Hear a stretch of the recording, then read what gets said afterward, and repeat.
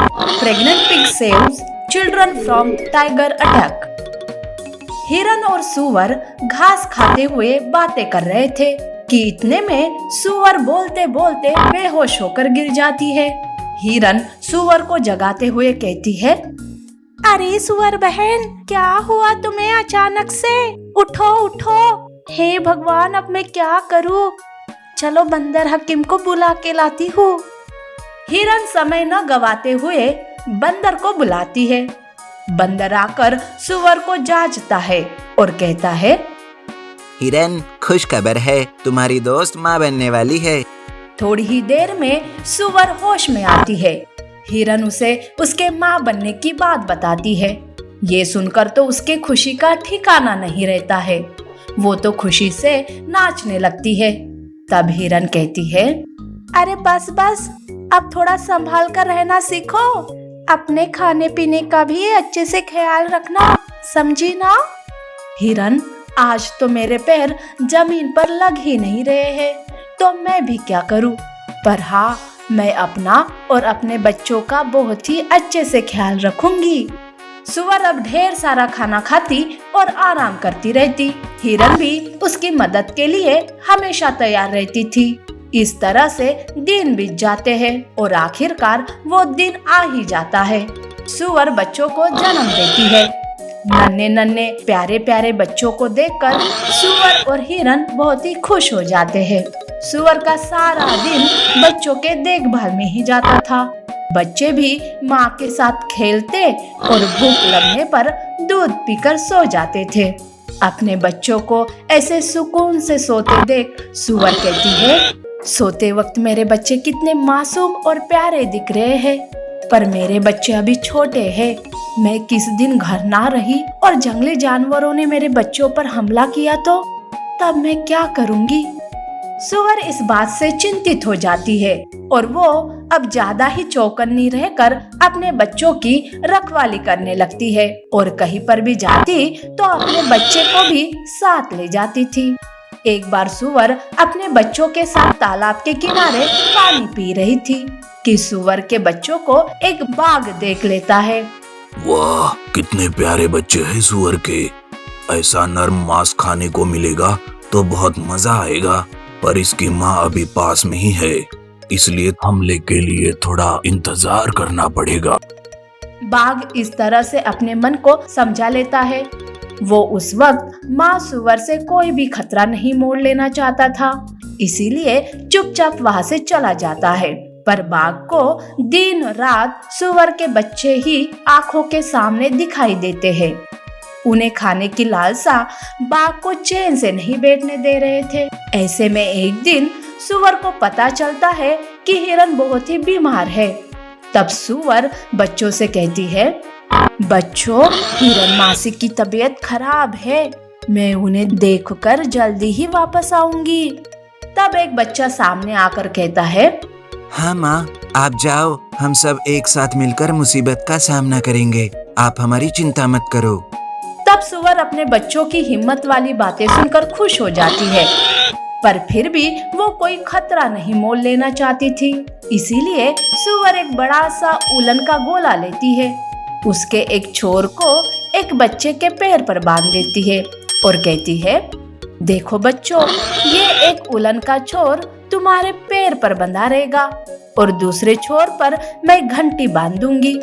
तुम जहाँ भी जाओगे ना तो घंटी बजती रहेगी। और हाँ, जब मुसीबत आए तो अपने पैर को जोर जोर से हिलाना ताकि घंटी जोर से बजे और मुझे समझ जाएगा कि तुम मुसीबत में हो। ठीक है ना? मेरी बात को ध्यान में रखना और एक दूसरे का साथ कभी नहीं छोड़ना। सूअर हिरन के पास चली जाती है। वहाँ वो हिरन की देखभाल करने लगती है। वैसे वहाँ भी उसका सारा ध्यान बच्चों की तरफ था। उधर बच्चे आराम से घर में खा पी कर खेल रहे थे, पर तभी वहाँ बाघ आता है। बच्चों को अकेला देखकर तो उसके मुंह से लार टपकने लगती है। वो बहुत खुश होकर बच्चों के पास जाकर कहता है, बड़े दिनों के बाद आज मेरी मनोकामना पूरी होगी। तुम्हें खा के मेरा मन संतुष्ट होगा। बाघ जोर जोर से हंसकर चिल्लाकर बच्चों को डराने की कोशिश करता है। तब एक बच्चा सामने आकर कहता है, तू हमें खाएगा? हमारी माँ के होते हुए तुम्हारी ये इच्छा कभी पूरी नहीं होगी। तुम्हारी माँ कहाँ है चिलगोजे? नन्ही सी जान पर इतना साहस। सुअर के बच्चे एक साथ खड़े हो जाते हैं। तब बच्चा अपने पैर को बंधे उलन को जोर जोर से हिलाने लगता है तो उधर घंटी भी जोर जोर से बजने लगती है। माँ सुअर को समझ आता है कि बच्चे किसी मुसीबत में है। वो वहाँ से भागते हुए अपने बच्चे को बचाने निकलती है।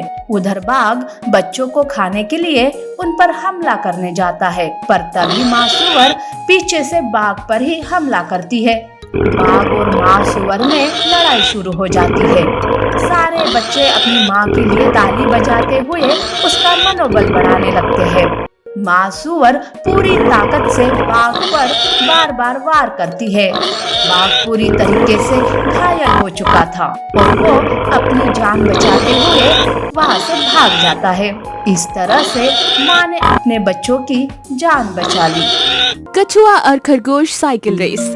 कुछ दिन पहले ही कछुए और खरगोश की रेस लगी थी, जिसमें कछुआ जीता था। इस बात पर खरगोश बहुत ही सोच रहा था।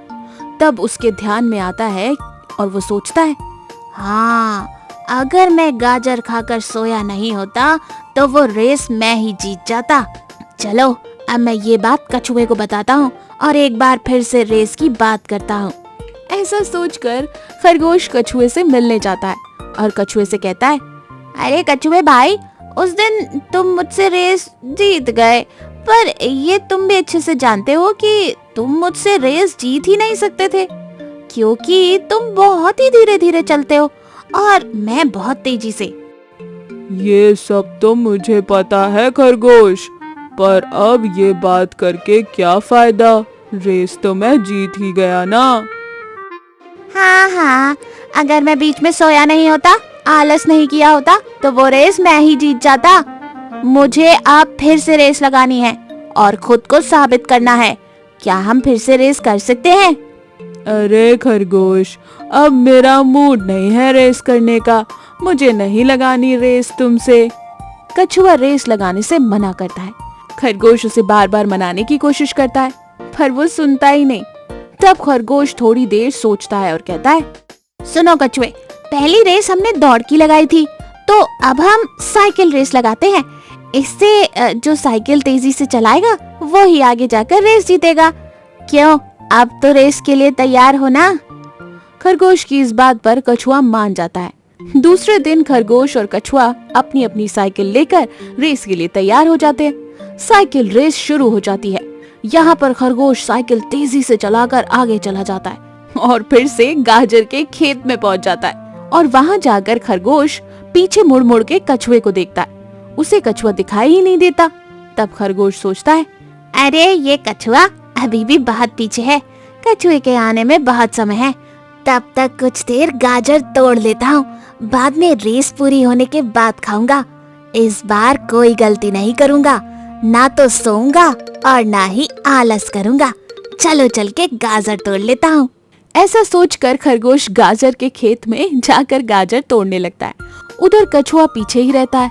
तब कछुआ सोचता है, इस बार तो खरगोश गाजर खा के सोने वाला नहीं है।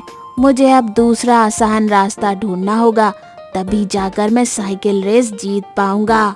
कछुए को एक आइडिया आता है और वो कहता है, ये नदी तो शॉर्टकट रास्ता है मंजिल तक पहुंचने का। मैं इस नदी से तैरकर आसानी से आगे जा सकता हूँ और हो सकता है कि मैं ही रेस जीत जाऊं।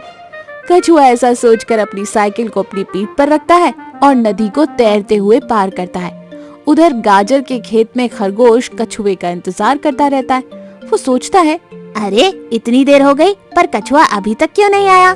मैंने इतने सारे गाजर भी तोड़ ली, इसका अब मैं क्या करूं? पता नहीं कब आएगा। चलो अब मैं ही आगे निकल जाता हूँ। इसकी राह देखने से समय बर्बाद करने का कोई मतलब नहीं। खरगोश ऐसा सोचकर अपनी साइकिल पर सारे गाजर रख देता है और अपनी रेसिंग पॉइंट पर पहुंच जाता है। वहां जाकर देखता है तो सारे जानवर कछुए के लिए ताली बजाकर उसका स्वागत कर रहे हैं। कछुआ पहले ही वहां पहुंच गया था। कछुए ने साइकिल रेस भी जीत ली थी। खरगोश को कुछ समझ ही नहीं आया और वो कछुए से बोला, अरे कछुए, इस बार तो मैंने कोई आलस नहीं किया, पल भर के लिए भी नहीं सोया, पर फिर भी तू साइकिल रेस कैसे जीत गया? ये तो मेरी होशियारी का कमाल है। तुम कुछ भी कर लो, अब तुम मुझसे कभी नहीं जीत सकते। और हाँ, आगे से मुझसे कोई रेस मत लगाना। ऐसा कहकर कछुआ खुशी खुशी वहां से चला जाता है और बेचारा खरगोश मायूस होकर वहीं पर बैठा रहता है। काश खरगोश ने अपना समय गाजर के खेत में ना निकाला होता तो वो साइकिल रेस जीत जाता। हमें कहीं पर भी बेफिजूल समय बर्बाद नहीं करना चाहिए। समय का हमेशा सदुपयोग करना चाहिए, समझे?